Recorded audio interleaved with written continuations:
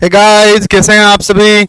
आज हम बात करेंगे कि जीएनएम बीएससी नर्सिंग जो अटल बिहारी वाजपेयी कॉम्पिटिटिव एग्जाम करवाती है, जिसको हम सी नेट बोलते हैं, जीएनएम नर्सिंग एंट्रेंस बोलते हैं, उनके अंदर मोस्टली जो सिलेबस है वो कौन सा है और किस सिलेबस के बेस पर तैयारी करें। मैंने आपको ये तो कहा था कि 11th और 12th क्लास के अंदर हजारों टॉपिक है, पर कंपटीशन में केवल उनमें से सेलेक्ट करके 100 से 150 टॉपिक पर ही ज़्यादा कमांड बनाई जाती है और वही टॉपिक गवर्नमेंट कॉलेज के लिए बहुत ज़रूरी होता है। सो आज हम उस सिलेबस के बारे में बात करेंगे कि आपको तैयारी करना है तो किस बेस पर तैयारी करना है और आपको कैसे मिलेगा सरकारी कॉलेज। सो करते हैं स्टार्ट। सबसे पहले बात करेंगे सी नेट। सी नेट का पूरा नाम होता है कॉमन नर्सिंग एलिजिबल टेस्ट। जैसे नीट होता है ना, उसी तरीके से इसका नाम है सी नेट, ठीक है ना। अटल बिहारी वाजपेयी करवाता है। तो ये है क्या अटल बिहारी वाजपेयी? फिलहाल सी नेट नर्सिंग को इंडिकेट कर रहा है। कॉमन नर्सिंग, देखो नर्सिंग लिखा है ना, इसमें एन का मतलब क्या है? नर्सिंग। तो सी नेट, इसमें मोस्टली ये एग्जाम लगेगा केवल नर्सिंग के लिए। इसके अलावा ये जिससे एग्जाम कराता है उसको बोलते हैं हम ABVMU, अटल बिहारी वाजपेयी। क्या बोलते हैं? अटल बिहारी वाजपेयी। और ये एक यूनिवर्सिटी है। ये क्या है बच्चों? ये यूनिवर्सिटी है जो एग्जाम करवाती है और नर्सिंग ये ही करवाती है, ठीक है ना। पूरे ऑल ओवर यूपी की कवर करती है। किसको? All UP. पूरे यूपी में अगर आप कहीं पर भी रहते हैं तो आपका अगर नर्सिंग करने का मन है तो उस एग्जाम को कौन कराएगा? उस एग्जाम को ABVMU करवाएगा। जो कहां पर है? ये यूनिवर्सिटी लोकेटेड है। इसकी लोकेशन कहां पर है? इसकी लोकेशन है लखनऊ में। लखनऊ के अंदर है ये यूनिवर्सिटी और ये एग्जाम करवाती है, ठीक है ना। किस नाम से कराती है? तो अभी मैंने आपको बताया था सी नेट। सी नेट का पूरा नाम क्या होता है? Common nursing eligible test. Eligible test, common nursing eligible test. So ये है Atal Bihari Vajpayee. Exam conducting body है केवल। ये कौन सी है? ये एग्जाम कंडक्टिंग बॉडी है। एग्जाम को कंडक्ट करवाती है केवल, एग्जाम कंडक्टिंग बॉडी। पर आपको क्या देखना है भाई? आप नर्सिंग करेंगे तो आपको कुछ और भी तो देखना होता है। तो भाई ये कॉलेज देती है। ये कॉलेज को आप जब इसके अंदर एग्जाम में बेस्ट परफॉर्मर बनेंगे तब ये आपको कॉलेज देगी। अब उस कॉलेज के अंदर ध्यान दीजिएगा, सबसे पहले INC, INC बोलते हैं इंडियन नर्सिंग काउंसिल को। INC किसको बोलते हैं? Indian nursing council. और UPSMFAC,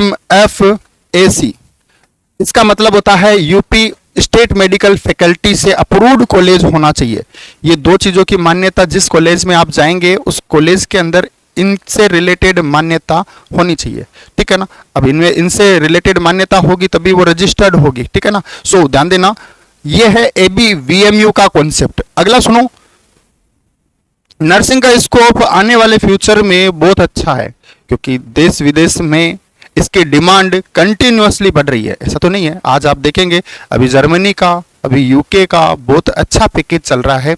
बताते हैं 4 लाख से 6 लाख तक पर मंथ सैलरी दी जाती है। बिल्कुल दी जाती है। यहाँ से एग्जाम लगता है, बच्चों को वहाँ भेजा जाता है, यहाँ से ट्रेनिंग होती है लैंग्वेज की, बच्चों को वहाँ भेजा जाता है और ये सैलरी रियली उनको मिलती है। 1.5 लाख रुपए से स्टार्टिंग होती है। सो एक अच्छा स्कोप है।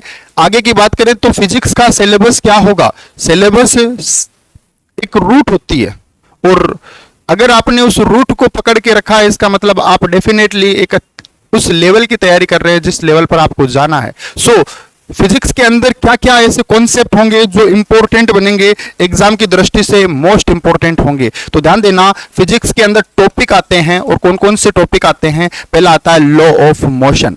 लॉ ऑफ मोशन, आपको लॉ ऑफ मोशन पढ़ना है। इसके अलावा एनर्जी एंड पावर पढ़ना है बच्चों। Energy and power, energy and power, dual nature of radiation, dual nature of radiation.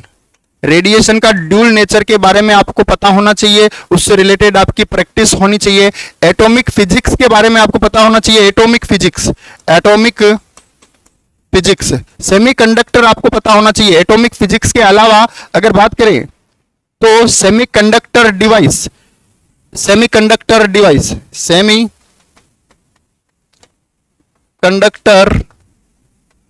Device, semiconductor device के बारे में आपकी प्रैक्टिस अच्छी होनी चाहिए।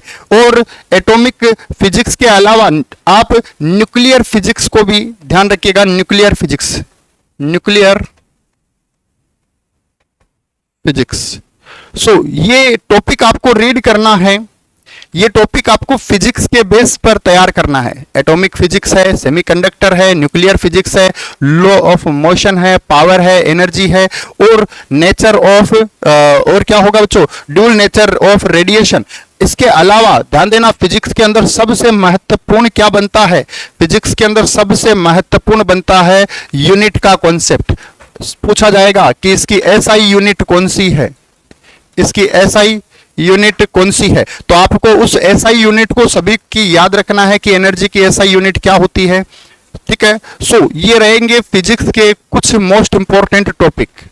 इसके अलावा आगे बात करते हैं केमिस्ट्री की। केमिस्ट्री के अंदर कौन कौन से ऐसे टॉपिक होंगे जो महत्वपूर्ण होंगे और हमें याद करना चाहिए। तो ध्यान देना, केमिस्ट्री के अंदर टॉपिक की लिस्ट बताऊं तो स्टार्ट करो एल्कोहल और ईथर से। एल्कोहल एंड ईथर आपको याद होना चाहिए, आपको पता होना चाहिए एल्कोहल और ईथर के बारे में। इसके अलावा थर्मोडायनेमिक से रिलेटेड थ्योरी आप याद करिएगा, एमसीक्यू इजीली आप लोग निकाल लेंगे। ठीक है ना। और एक स्पेशली जो केमिकल इक्विलिब्रियम आता है, केमिकल इक्विलिब्रियम आता है जिसमें हम साम्यावस्था बनाते हैं। ठीक है ना। तो ध्यान देना, केमिकल इक्विलिब्रियम से रिलेटेड सारे कॉन्सेप्ट क्लियर होने चाहिए। इसके अलावा केमिकल काइनेटिक्स के कॉन्सेप्ट क्लियर होने चाहिए आपके। उससे रिलेटेड एमसीक्यू की प्रैक्टिस जरूर करके रखिएगा क्योंकि मैक्सिमम क्वेश्चंस आपको देखने को मिलेंगे। ठीक है ना। इसके अलावा और कौन से टॉपिक होंगे जो इंपॉर्टेंट बनेंगे, इसके अलावा इलेक्ट्रोकेमिस्ट्री, आप इलेक्ट्रोकेमिस्ट्री के कॉन्सेप्टों पर रीड करेंगे। इलेक्ट्रोकेमिस्ट्री में कौन कौन से टॉपिक होंगे जिनसे रिलेटेड एग्जाम में क्वेश्चंस पूछे जा सकते हैं, तो आप उनसे रिलेटेड भी कुछ एमसीक्यू की प्रैक्टिस जरूर करिएगा। इलेक्ट्रोकेमिस्ट्री, आइसोमेरिज्म देखिएगा, पढ़ने के लिए बहुत डिटेल वाला कॉन्सेप्ट भी है, पर बेसिकली अगर आप नर्सिंग एंट्रेंस का एग्जाम फाइट करने की सोच रहे हैं तो सुपरफिशियली फोकस ज्यादा करिएगा। ठीक है ना। आइसोमेरिज्म। अगला कार्बोक्सिलिक एसिड की जो भी रिएक्शन होती है वो भी आपको याद रखना है ना। हाइड्रोकार्बन और कार्बोलिक एसिड, इससे रिलेटेड क्वेश्चंस भी एग्जाम में बनेंगे। बाकी जितने भी ब्लॉक है, कौन कौन से ब्लॉक होते हैं, पीडीएफ ये ब्लॉक,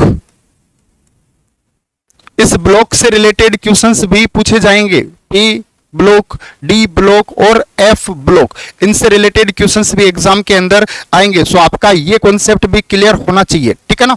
इसके अलावा और केमिस्ट्री में क्या हो सकता है, इसके अलावा केमिस्ट्री में कोऑर्डिनेशन से रिलेटेड क्वेश्चंस आएंगे बच्चों के, कोऑर्डिनेशन से रिलेटेड आएंगे। कोऑर्डिनेशन कौन सा, कोऑर्डिनेशन से रिलेटेड क्वेश्चंस पूछे जाएंगे। ठीक है ना। ऑर्गेनिक नाइट्रोजन कंपाउंड से रिलेटेड पूछे जाएंगे। Organic nitrogen compound, organic nitrogen compound से रिलेटेड क्वेश्चंस पूछे जाएंगे। सो ये इतने टॉपिक है जिनको आपको कवर करना है। सो ये है केमिस्ट्री का पूरा टॉपिक जिनको तैयार करना है, point to point, topic to topic. इन सारे टॉपिक पर एक अच्छी कमांड होनी चाहिए। इसके बाद आगे चलते हैं बायोलॉजी में कौन कौन से टॉपिक होंगे जो इंपॉर्टेंट होंगे और एग्जाम की कहानी लिखेंगे। सो ध्यान देना, बायोलॉजी की अगर मैं टॉपिक लिखूं तो बायोलॉजी के टॉपिक में सबसे पहला टॉपिक आता है बायोटेक्नोलॉजी। क्या आता है, टेक्नोलॉजी, बायोटेक्नोलॉजी। आपको बायोटेक्नोलॉजी से रिलेटेड क्वेश्चंस को याद रखना है। बायोडाइवर्सिटी से रिलेटेड क्वेश्चंस याद रखना है।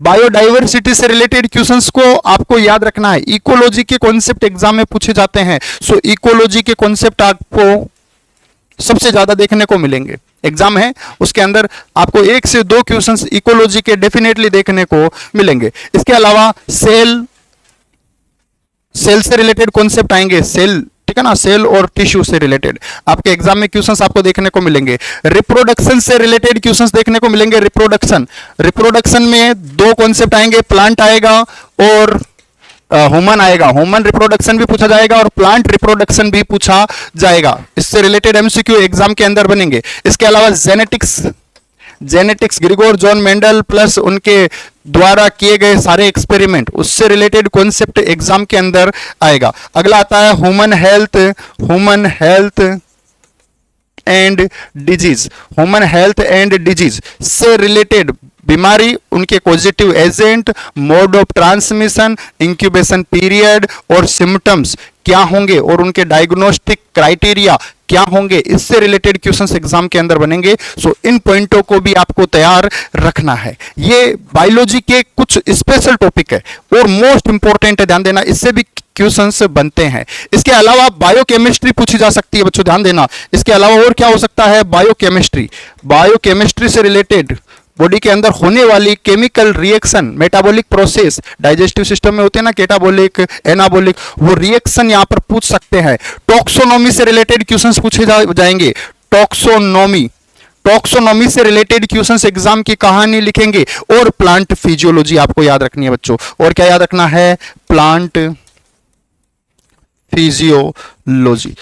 फिजियोलॉजी से रिलेटेड क्वेश्चंस एग्जाम की कहानी लिखेंगे। सो ये है बायोलॉजी के वो टॉपिक जो सरकारी कॉलेज के लिए बहुत ज्यादा जरूरी है। क्लियर हुआ। इसके अलावा और क्या क्या इंपॉर्टेंट बनेंगे, 5 सब्जेक्ट है और पांचों सब्जेक्ट के बेस पर आपका एग्जाम होगा और हाई रैंक पर गवर्नमेंट कॉलेज अप्रूव्ड होगी। तो ध्यान देना। इसके अलावा नर्सिंग एप्टीट्यूड, इस नर्सिंग एप्टीट्यूड के अंदर आपको क्या ध्यान रखना है भाई, सबसे ज्यादा यूनिक है।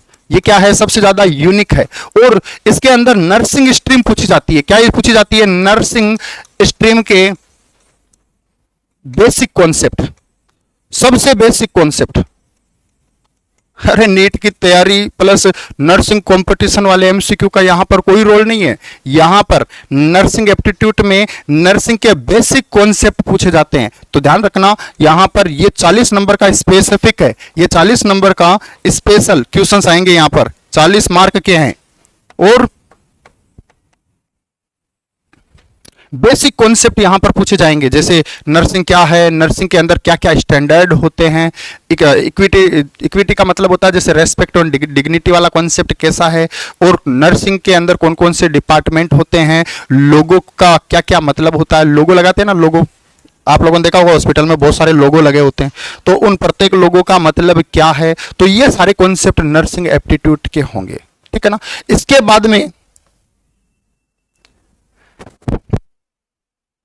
इंग्लिश भी 40 नंबर का है और इसके अंदर क्या क्या पूछे जाएंगे, तो इसके अंदर active voice, passive voice, passage, इसके अलावा फिल इन ब्लैंक, उसके अंदर आपको यूज करना है इन का, एट का, अंडर का, ठीक है ना, इनका यूज करना है। सो वो कॉन्सेप्ट सारे इंग्लिश से रिलेटेड होंगे। इंग्लिश बहुत इजी आने वाली है, इतनी ज़्यादा टफ नहीं होगी। सो बेसिक कॉन्सेप्ट इंग्लिश के बेस पर होगा, जो हम लोग स्टार्टिंग से ही पढ़ते हुए आ रहे हैं। अरे आपने फर्स्ट क्लास से लेकर 12th क्लास तक इंग्लिश तो कॉमनली पढ़ी है, ठीक है ना, बस वही बेसिक कॉन्सेप्ट आएंगे।